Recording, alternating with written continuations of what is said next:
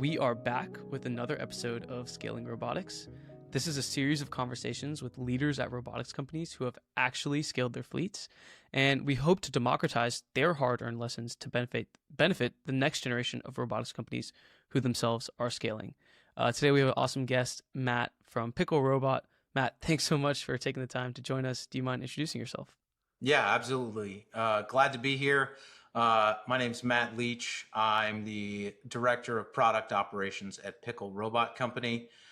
We make green robots that solve some of the hardest logistics challenges, including unloading trailers and containers in warehouses. And so I've been in this role for a couple of years now. And previously, I've been in product at robotics companies and other sorts of operations roles in robotics over the last 7-8 years.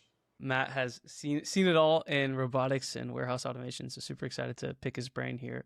For folks who aren't familiar with the robotics world and the companies that you've worked with, do you mind giving a bit more context on some of the scale of deployments or customers that you've worked with here at Pickle or in previous lives at other companies? So most of my background is in warehouse robotics. So currently that's importers bringing freight in from overseas and unloading shipping containers and trailers that are over the road trailers. We're unloading those both in distribution freight and parcel freight, which is really cool to see. And then in the past, I've also been inside the four walls of the warehouse where we're doing each picking, omni-channel fulfillment, that sort of stuff. So I've gotten a really wide exposure to all sorts of different warehouse automation environments. You have spent and built your career in robotics around product operations. I think this is a concept that for most companies who haven't scaled their fleets and have consistent uptime and operations that they're not quite familiar with. I would love to hear a bit more about what that actually means, what that word product operations means, and what you think makes a good product operations team in robotics. Yeah, so the way that we define product operations is everything that's required to complete the value chain after the sale. And so once the ink is dried on the contract, my team takes care of everything that's required to deliver that value to the customer. So that's deployment, support, maintenance, training, customer success, and a whole lot more, because we're really crucial in giving feedback from the field to our product and engineering teams. And so that product operations team is really in the trenches, helping to bring the customer along in a journey that makes them want to continue to buy and creates champions out of our customers. Just in that description, you gave like a ton of different words and I guess responsibilities that product operations has. Sounds like you folks are kind of jacks of all trades, just solving problems as they come up and making customers happy. Can you tell me a little bit more about that? Like, is it like every day? No 2 days are the same when it comes to product operations. How would you describe what you actually do? Yeah, I mean, I think for me, you're faced with unique challenges every day. Customers' freight changes. We have peak season. And so the most important thing for our team is that we're building solid foundations and scalable processes that make it a lot easier to do our job a lot faster. And so, nowadays we've got all sorts of AI tools that help enable workflows and create products and help us with presentations and really pull data to go not only investigate issues that we're seeing out in the field, but then also, again, going back to that value chain, help to prove that value that we're bringing to our customers. So, you talked about deployment and then you talked about support, right? Let's say we have a robot that's deployed at a customer site and it goes down. How would you think about, the framework of how we respond to that, what we actually do, and then how we resolve it, I guess, in the end? Yeah, so all of our robots are continuously monitored at our robot operations center, which is, staffed continuously. And so, the failure could come in through a series of different sources, which is either the robot sends us a signal, a customer files a ticket, or calls the robot operations center. And so one of the things that we've made a lot of efforts to do is to upskill that robot operations center so they can handle almost any issue that comes across their desk. So from the simple things where the customer just has a question to, a more serious failure in the hardware or something, our robot operations center really stands equipped to handle that, and either make a determination: is this hardware, software? Do we need to dispatch somebody to go do maintenance? Those things are baked into the process that we've got, and so you're seeing, for us, we're measured on mean time to resolve and mean time to respond, and so most of our issues are handled very quickly, and that's part of the contract that we make with our customers, or the commitment that we make to our customers, that we're going to be there for them, and be a partner in their success. Is it fair to say that, a robot operations center is kind of like the first line of defense for a scaled robotics company, that you guys want to be able to resolve issues as quickly as possible so that they don't, I guess, take away time from the engineering folks, the R&D, who want to be focused on building product? Like, how would you characterize, you talked about mean time to resolve, but in general, how would you characterize what the direction, kind of success of a product operations team is? Yeah, I think the robot operations center really for me is kind of the nerve center of our fleet, right? We kind of look at that as, or we kind of look at that on a few levels, right? The first level would be the robot, right? Is there something specific about this robot that we need to pay attention to? Excuse me. The next would be at the site or the customer level. Is there a trend that we're seeing in the types of freight that the customer is sending sending to us? Um, and do we need to adjust anything based on that information? And then, the third level is kind of the fleet level. What are the trends that we're seeing uh, in our product that we can use to go give feedback to our product or our engineering team? And when it comes to giving feedback and then, also conveying value, right? You talked about how that's kind of the job of product operations, is to convey the value of the robot to the customers. How are you making sure that you can translate between all those different folks, and I guess, yeah, have really clear signal when it comes to reporting from, I guess, that first line of seeing what the robots are actually doing? Yeah, I think this is where partnering with your customer is really key.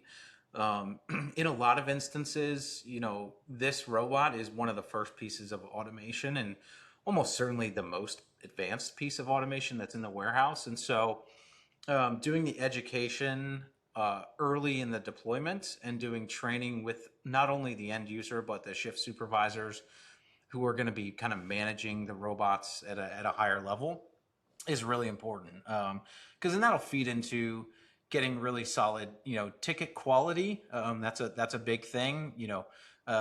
It's hard to know what's wrong if the ticket just said robot did bad, but it's a lot easier if we say, here's the specific system that has failed, and here's the error message that we got. And so, yeah, I think partnering with your customer is a really important thing, and just being able to have a good open channel of communication. I'll get calls. Our robot operations center will get calls, and so for us, that's really critical.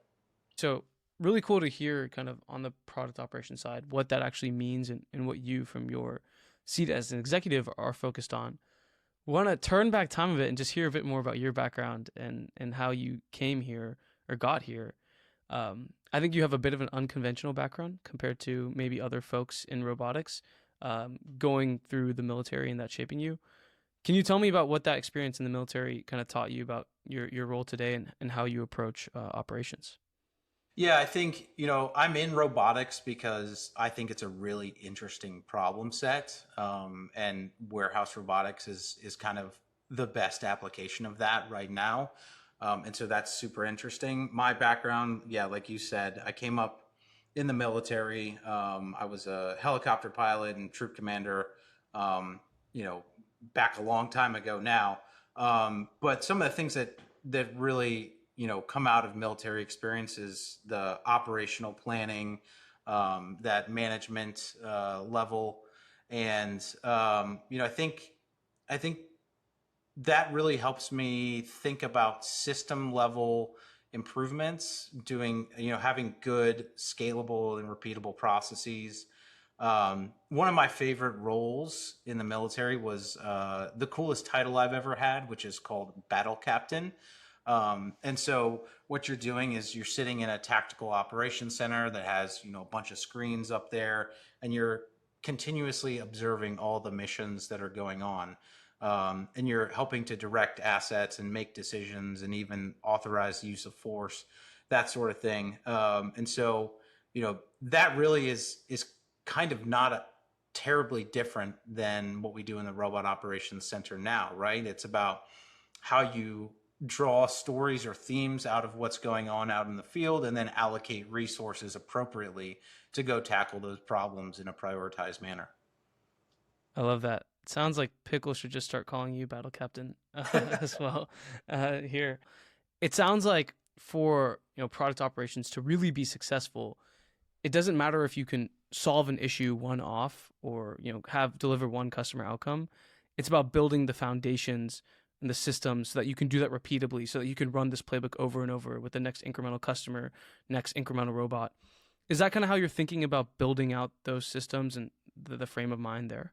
Your processes that work at a dozen robots out in the field do not work when you get into hundreds and thousands of robots, right? The 1% problem at 12 robots becomes a really big problem at 100 and 200 and 500 robots. And so you've really got to think about what's going to break when the volume of data coming in, starts to go exponential. And so I think about um, every time we encounter an issue, is this something that might break at scale, and do we need to have a process for it? Also, for the folks familiar with the warehouse robotics game, you also spent time at Ocado and Six River Systems in the past, and they've scaled their fleets at those two companies respectively. When you're thinking about now, like going to that scale from dozens to hundreds to thousands, whatever it might be, like, do you have any lessons from each of those companies that you still bring with you today in your operations? Yeah, from Six River Systems, I really developed a great appreciation for those first line, responders in the Robot Operations Center.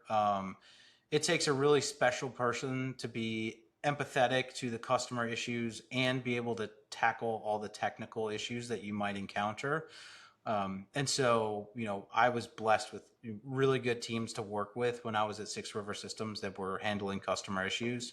And they were able to, identify really good trends, and then, feed that back into the product development cycle, which was really cool to see. And that was a big lesson that I took away. Um, at Ocado, it was more of a product focused role.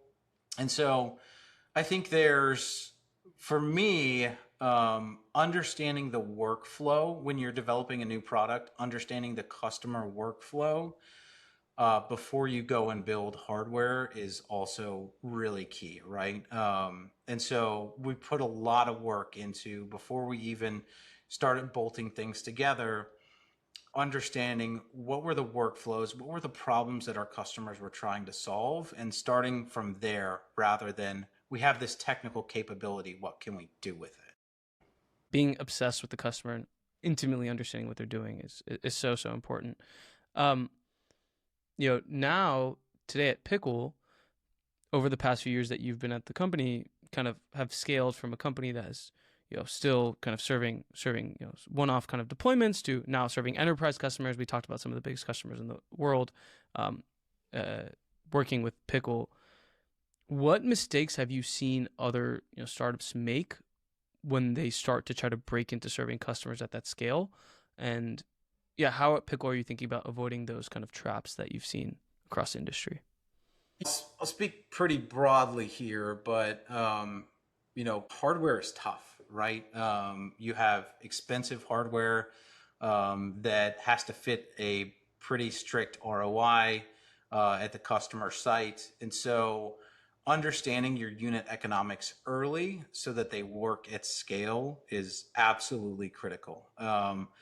It takes a lot to develop hardware from the ground up, and so the companies that are doing that right now, they need to have a really good path to positive unit economics in the future. You have to budget for things like maintenance and support, and so many other things that if you don't build the margin in at the planning stages, it's really hard to claw that back over a 5-year product life cycle or longer. You and I have talked about some of the things that kind of eat away at your margin, right? When you're operating a fleet of robots. And I think one of those things that a lot of early stage founders overlook is maintenance. Um, Actually having to supply spare parts, being able to swap them in, and the man hours that it takes to be able to do that. What does it take to have a really great maintenance function when you're operating a fleet of robots? Yeah, I think this is a really key point, right? If you don't design with maintenance in mind, it's going to bite you in the long run, right? And so I come from an operational background. I got a picture of what it takes to maintain a fleet of helicopters, right? And those are highly optimized over decades to lower maintenance costs, and it's still a ton, right? And so there are consumable parts, there are parts that are not meant to break, and so it really starts at a product and product design level. Again, before you're bolting anything together, you need to understand, how can I simplify this system? How can I make sure that it's easy to maintain, right? Even if it breaks more often, if it only takes 2 minutes instead of 20 minutes to fix that break, that's a lot better at scale. And so, a good maintenance team is going to get involved in the product design process, even down to things like, let's use metric bolts for everything, right? Let's not require our maintainers to carry 3 different sets of screwdrivers to make sure that everything is easy to access.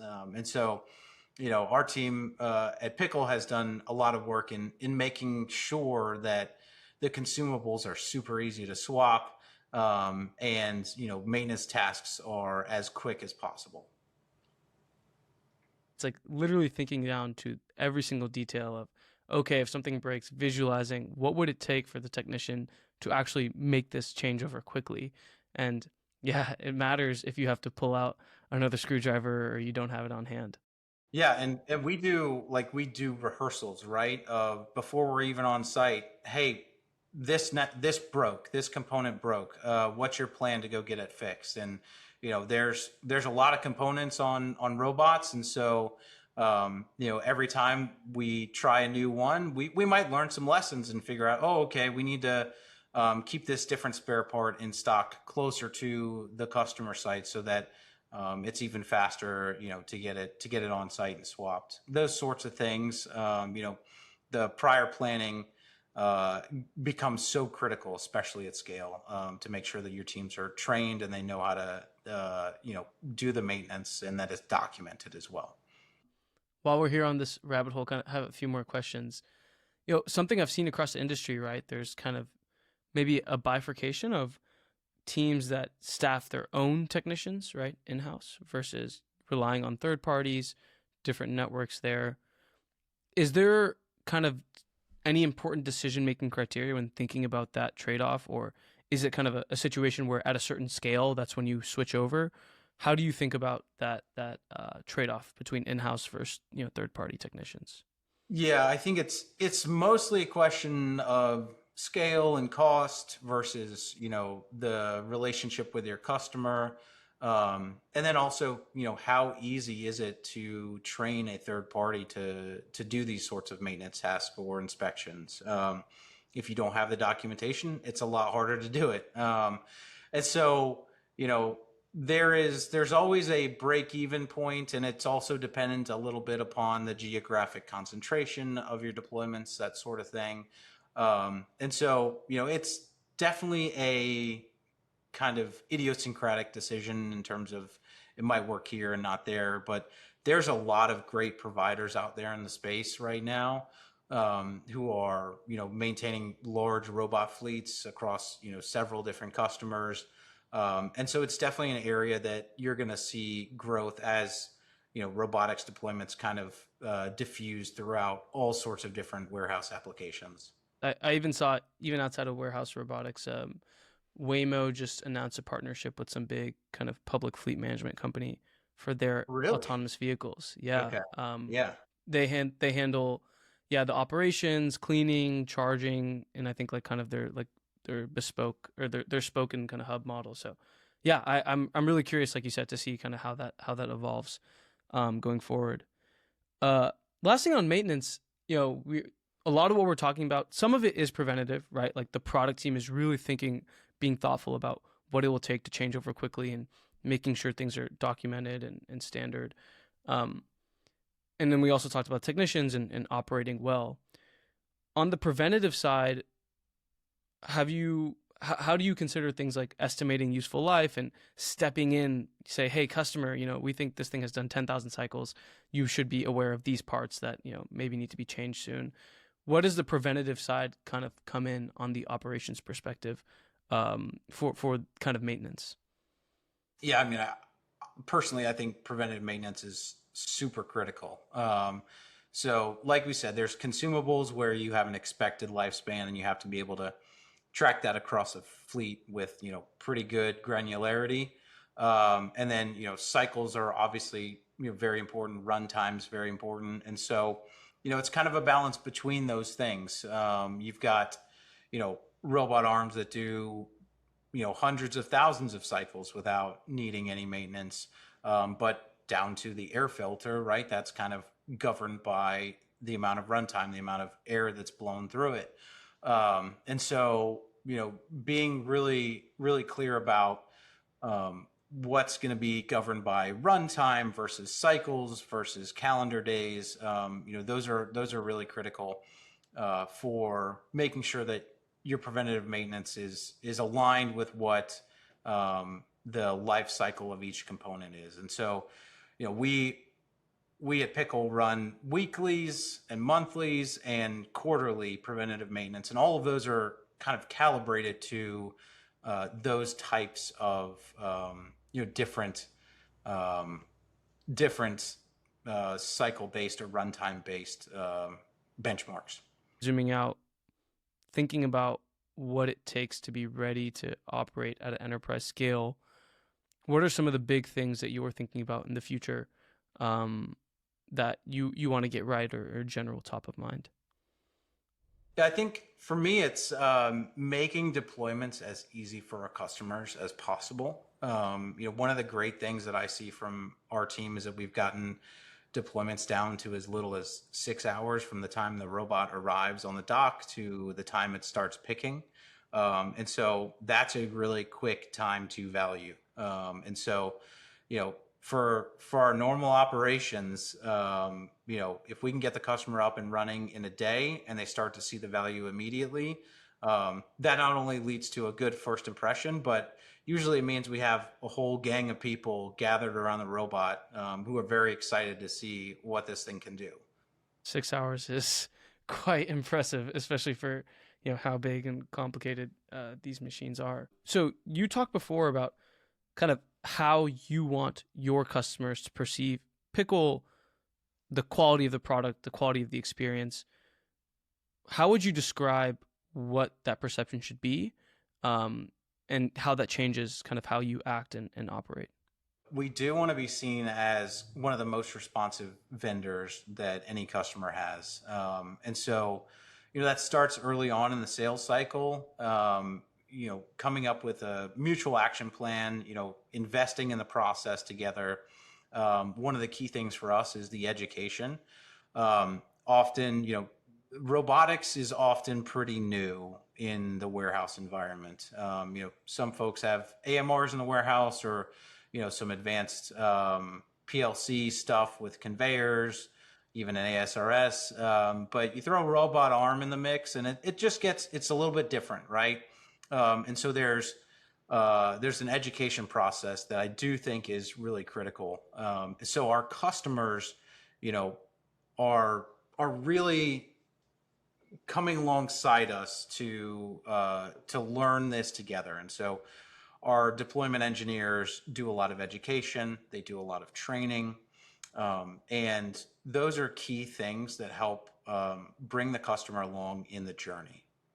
I think the fact of the matter is that a lot of roboticists, a lot of engineers, have not had the same experience of working on the in the warehouse, working in operations.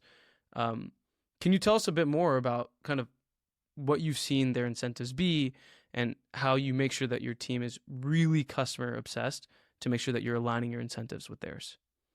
Yeah, I think customer obsession. You kind of hit on it.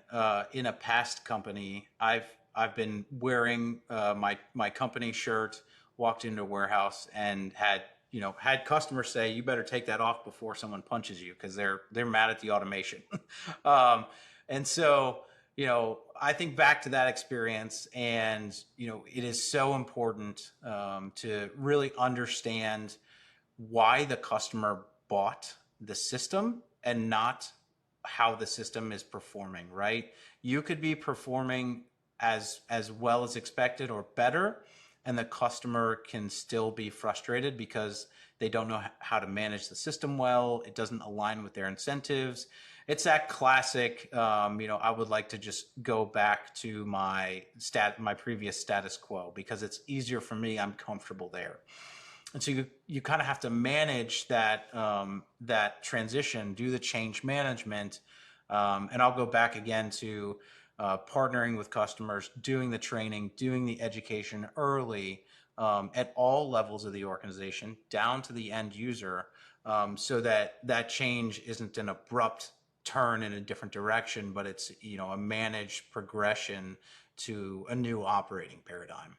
Honestly, that's a great litmus test, right? Like if you were wearing the T-shirt, some product that a company uses, and you walked into their building, walked into their office, would they smile and be like, "Hey, you want to grab a coffee?" Or "I love using your product," or like you said, would they punch you in the face because it's like, "Hey, what you promised me, you haven't delivered." It's a lot more fun when they want to go get a drink with you after the shift. I love that. Um, so kind of getting to the closing here of this awesome conversation. Um, I'm thinking about kind of two big takeaways, right, for folks who are building out their product operations team. The first one is hiring. You talked about all the different skills that folks need to be successful in robotics product ops. When you're hiring for your team, what are you actually looking for? Yeah, the technical skills are very important. I think that barrier is going to come down over the next years. Products like Miru are making configuration management a lot easier, which really helps me from a standpoint of not having my robot operations center spend as much time on configuration management. And so while the technical skills are still very important, it's really about the drive to learn new things, to take on new challenges or projects, to notice a trend and say, hey, I need to go solve this. It's important enough that I've got to focus on this for the next little bit. And then for us, like the willingness to get down and dirty is really key, right? Our deployment engineers are often stepping into containers to help sling boxes when they need to. So you're not always in the optimal conditions, and so I love my team when they kind of shrug off those challenges in order to make our customers successful. And so when I think about hiring, that's a key aspect of it. Is like, are you willing to learn? Are you willing to get down and dirty and experience what the end user is experiencing? No ivory towers here. We're, Yeah. we're getting down and dirty. Um, and the second one is metrics. You kind of talked about how fast you can deploy, mean time to resolve. What are the metrics that you live by in a team for your team when it comes to building a great product operations function? Yeah, there's a ton that we track, and you hit on a couple of them: the mean time to respond, the number of people we've trained, the how quickly we're resolving issues. The real one for me is utilization, right? The customer's turning on the robot and using it and relying upon it for their planned production. That's a great sign because that means that we've integrated into their processes well. and they want to keep using the robot. So when they keep asking for more and more freight from the robot, that's a good thing, and we want to lean into that. And so some of the the burst pick rates, the highest rates we see throughout the container, a little bit of that is some of those metrics are a little bit vanity based, but if our customers are using the product and using it consistently, that is a sign of success. At the end of the day, customers using product, that's what matters. Everything else, just focus on customers using product and loving that product. Matt, this has been fantastic. So many great insights on product operations, and we really appreciate your time. Before I leave you, one question. Why do you love robotics? There's a whole lot of reasons. I think for me, it's a frontier industry, right? Like this industry is going to change the way we work across many different applications over the next 5, 10, 15 years. The whole warehouse is going to look different. In 2030 and 2040, it's just going to be unrecognizable. And so, um, the problem is not solved yet, and it's a lot of fun to try and solve that problem. And then for me, I don't come from an engineering background. Um, and so getting to dive into some of those engineering problems and learn on the fly, and get exposure to some of the most intelligent people on the planet, that's a really cool space to occupy. It really is. If there's any shout outs or call to actions that you have, if the audience can help you, feel free. For us, go to the Pickle Robot LinkedIn page, give us a look. We're always hiring, so check the jobs page. It's a great place to be. Like I said, we're kind of solving these frontier issues on the fly, in real world applications. Right, we're deployed in the real world. It's not demos. We're doing production every day, and so that is a fun place to be if you're interested in it. Please express some interest there. Would love to review some resumes. Amazing. Matt, thanks again for your time and all the insight. Uh, Take care, and we'll see you later. Thank you for the time.